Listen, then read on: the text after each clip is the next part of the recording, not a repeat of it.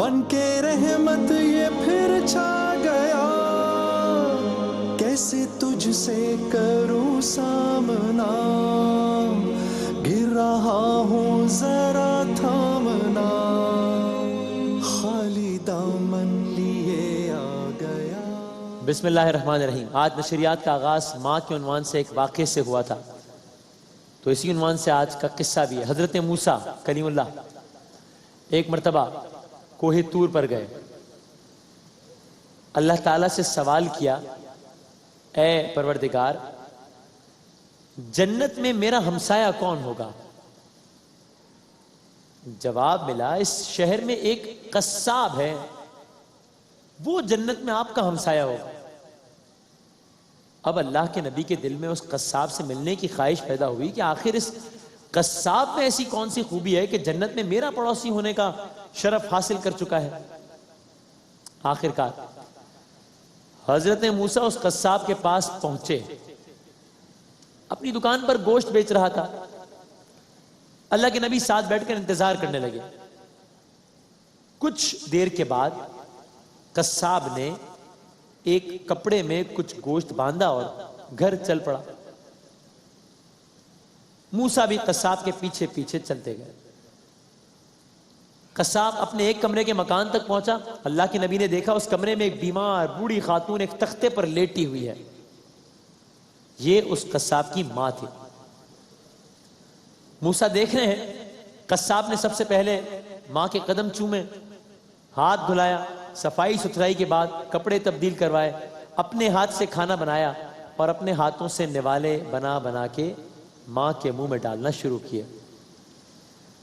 کھانا کھلانے کے بعد اس نے اپنی ماں کا ہاتھ دھلایا، منہ دھلایا، اسی بستر پر لٹا دیا۔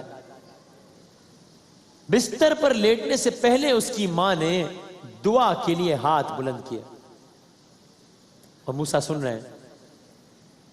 بستر پر لیٹنے سے پہلے اس کی ماں نے دعا کے لیے ہاتھ بلند کیے، کہا، اے پروردگار میرا یہ فرزند جو دن رات میری اتنی خدمت کر رہا ہے، تجھ سے بس اس کے سلے میں ایک دعا مانگتی ہوں، تو جنت میں میرے بیٹے کو موسیٰ کا ہمسایہ بنا دے۔ ابھی ماں کے ہاتھ بلند تھے کہ رب کریم نے اس کی دعا قبول کی۔ اے ماں کی عظمت، یہ ہے ماں کا مقام۔ اسی لیے قرآن حکیم میں ارشاد ربانی ہوا، رب ارحمہما کما ربیانی صغیرا، یعنی اے پروردگار میرے والدین پر رحم فرما جس طرح انہوں نے بچپن میں میری پرورش کی۔ یعنی ماں کی خدمت انبیاء کا ہم نشین بناتی ہے، وہ بھی جنت میں۔ یہ تو تھا حضرت موسیٰ کے ہم نشین کا ذکر۔ اب ذرا فخر موسیٰ کے جنت میں ہم نشین کا ذکر بھی سن لیجئے، اور اسی سے واقعہ ختم کریں گے۔ یہاں بھی ماں کا احترام ہے، لیکن اس احترام کے ساتھ ساتھ مصطفیٰ کے ہم نشین کے رتبے کو عشق مصطفیٰ نے بھی چار چاند لگا دیا۔ حضرت اویس قرنی بڑا احترام کرتے تھے اپنی والدہ کا۔ والدہ بوڑھی تھی، علید تھی۔ اویس قرنی اجرت پر لوگوں کے اونٹ چرایا کرتے تھے، اور اس سے حاصل شدہ آمدنی سے اپنی والدہ کی خدمت، کفالت اور علاج کراتے۔ اویس قرنی کی ماں کا ایک لمحے کے لیے بھی اپنے بیٹے بنا گزارا بڑا مشکل تھا۔ اب میں یوں کہہ لوں کہ ایک طرف جنت، دوسری طرف مختار جنت۔ اویس قرنی عشق مصطفیٰ میں بے چین ہوئے جا رہے تھے۔ ایک دن اپنی والدہ کی قدم بوسی کی، کہا، امی جان اگر آپ اجازت دیں تو میں مدینہ جا کے اپنے حبیب کی، اپنے آقا کی، اپنے مولا کی زیارت کا شرف حاصل کر لوں۔ کہنے لگی، بیٹا ضرور جائیے، لیکن ظہر تک واپس آ جانا۔ یہ سچا عاشق مصطفیٰ آیا۔ اویس قرنی وہاں پر پہنچے، لیکن حضور اکرم صلی اللہ علیہ وآلہ وسلم کسی غزوے پر گئے ہوئے تھے۔ اویس نے آقا کی چوکھٹ کا بوسہ لیا، گریہ کیا، اور ماں کی خاطر، چونکہ ماں سے وعدہ کیا تھا، ماں کی خاطر آقا سے ملے بغیر واپس چلے گئے۔ بآخری جملے حضور اکرم تشریف لائے، پوچھا، یہ میرا حجرہ کس کی خوشبو سے معطر ہے؟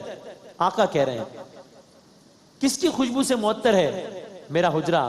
کہا ایک شتربان آیا تھا، اویس قرنی نام تھا، واپس چلا گیا کیونکہ ماں بڑی بیمار تھی۔ حضور پر نور نے فرمایا مجھے اویس قرنی کے شہر سے جنت کی خوشبو آ رہی ہے، اویس قرنی کے شہر سے جنت کی خوشبو آ رہی ہے۔ تو ماں وہ عظیم ہستی ہے کہ بیٹا اگر نبی بھی ہو تب بھی ان پر ماں کا احترام واجب ہے، اور ماں اپنے نبی بیٹے کے لیے بھی قوت اور حوصلے کا سر چشمہ ہے۔ حضرت موسیٰ اپنی ماں کے انتقال کے بعد پہلی مرتبہ کوہ طور گئے، آواز قدرت آئی اے موسیٰ اب ذرا سنبھل کے بات کرنا، اب ذرا سنبھل کے قدم رکھنا، کیونکہ اب آپ کی خاطر دعا کے لیے اٹھنے والے ماں کے ہاتھ اس دنیا میں نہیں رہے۔ ماں قربانی کا، ایثار کا وہ عظیم جذبہ کہ جس کی مثال نہیں ملتی۔ شاعر نے کہا ایک مدت سے میری ماں نہیں سوئی تابش، ایک مدت سے میری ماں نہیں سوئی تابش، میں نے ایک بار کہا تھا مجھے ڈر لگتا ہے۔ اللہ تعالیٰ سب کی ماؤں کے سائے ان کے سروں پر سلامت رکھیں، اور جن کی مائیں اس دنیا میں نہیں ہیں ان کو جنت الفردوس میں اعلیٰ ترین مقام عطا فرمائے۔ ایک وقفے کے بعد دوبارہ حاضر ہوتے ہیں۔ رمضان یوں آ گیا بن کے رحمت یہ پھر چھا گیا، کیسے تجھ سے کروں سامنا